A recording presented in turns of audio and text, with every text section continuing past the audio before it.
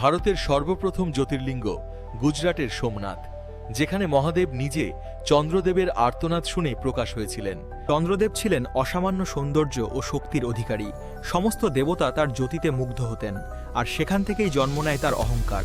দক্ষ প্রজাপতির ছিল ২৭ কন্যা, যারা নক্ষত্ররূপে পরিচিত।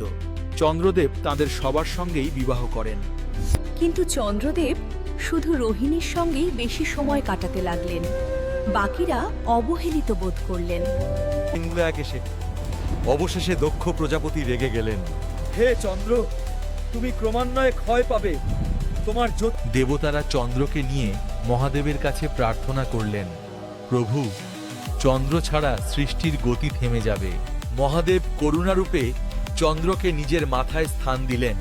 তখন থেকেই তিনি হলেন চন্দ্রশেখর। শিবের আশীর্বাদে চন্দ্রদেব ১৫ দিন ক্ষয় হন, আবার ১৫ দিন বৃদ্ধি পান। এইভাবেই জন্ম নেয় কৃষ্ণপক্ষ ও শুক্লপক্ষ। চন্দ্রদেব কৃতজ্ঞতায় শিবকে যে স্থানে তপস্যা করেছিলেন সেখানেই প্রতিষ্ঠিত হয় সোমনাথ জ্যোতির্লিঙ্গ। সোমনাথ সমুদ্রের ধারে দাঁড়িয়ে আছে এক বিস্ময় বানস্তম্ভ, যার পর যা আছে হাজার। মহাদেবের আশীর্বাদেই চন্দ্রদেব ফিরে পান তার পূর্ণ জ্যোতি, আর সোমনাথ হয়ে ওঠে দেবদেবীর অদৃশ্য শক্তির কেন্দ্র।